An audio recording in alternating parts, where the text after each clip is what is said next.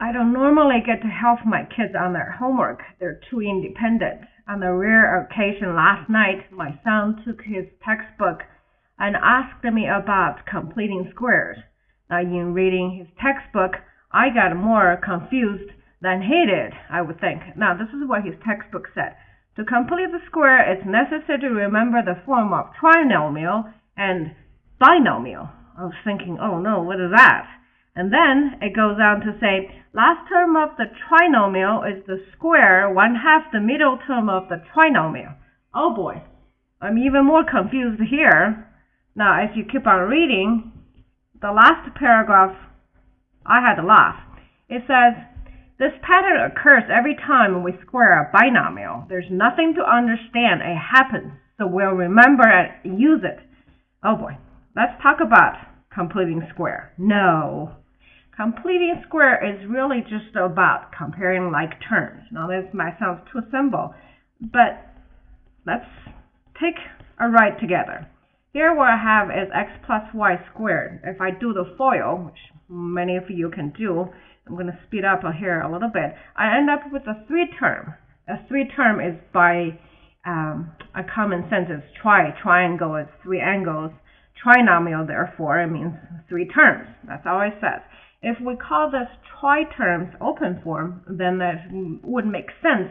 The one on top with x plus y squared, we call it a binomial, and that's more like a closed form. Now, if you compare the closed form and open form, it's in between this transition where completing square happens.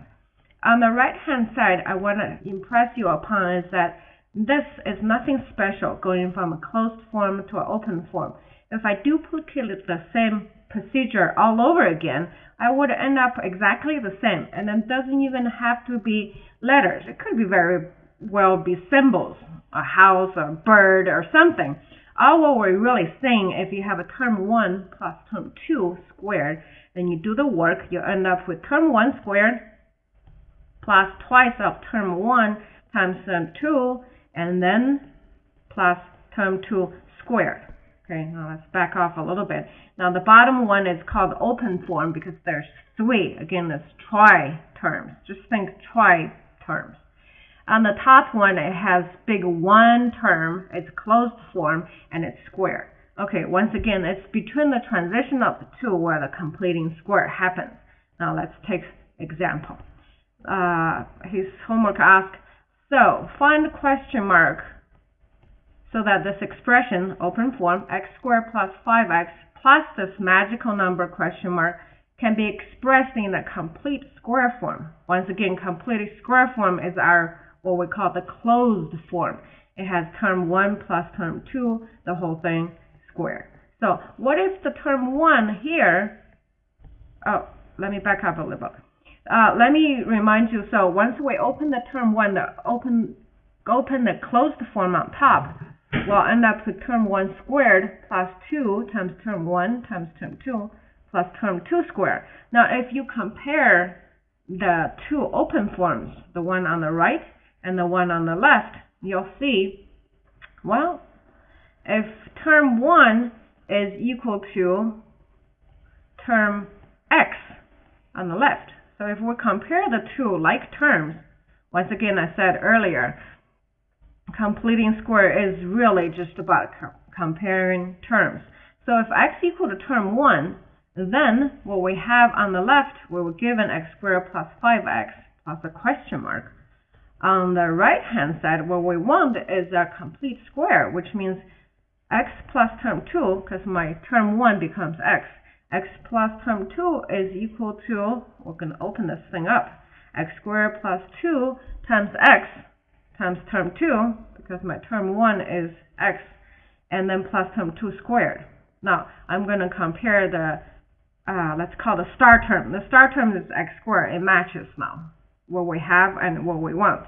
And then the circle term, where I'm drawing the circle now, I'm going to compare those two terms. Since I'm asked to express into the term on the right, I'm going to have to equate them, which means the 5x term, where we have, has to have equal expression that equals to 2 times x times term 2 on the right-hand side. Once again, completing square all comes down to open up the square form that we are asked to have, and then we're going to compare the open terms. Okay, so from here, it's very easy now. In term 2, of course, equal to 5 over 2, because if we divide 2x on both sides, we'll end up with 5 over 2. Now, here's the funny part, or square part, where we're asking what the question mark is. Now, if you look at the right-hand side, term 2 squared is the only thing left, because we have 3 terms on the left, 3 terms on the right. And if each one of the separate terms equal to each other, of course, we have different forms now. So, coming back to this example, then the question mark, if you were trying to equal it onto the right-hand side, it has to equal to term 2 squared. And in our case, it's 5 over 2 squared, or 25 over 4. I would think that's a lot easier. Now, let's recap a little bit. X squared plus 5x plus what can be expressed into a complete square form? Well, since we're asked to have a complete square form, we're going to start with a complete square form. And what we do is, once we have the complete square form, we see that term 1 is equal to x. And then we're going to compare the 2 open forms on the left and on the right. And then from there, we see that 5x, the middle term, is equal to the same thing on the right-hand side. Oh, I think I went a little too fast. Okay, so back over here. And then what you can see is, comparing the 3 terms on the left and 3 terms on the right, we'll end up with the answer. All right, I hope this one is a little more easier and more clear. This is Dr. Pan recording from Tucson, Arizona. I invite you to share or comment on this video. Join me. Together, we can make math easy again.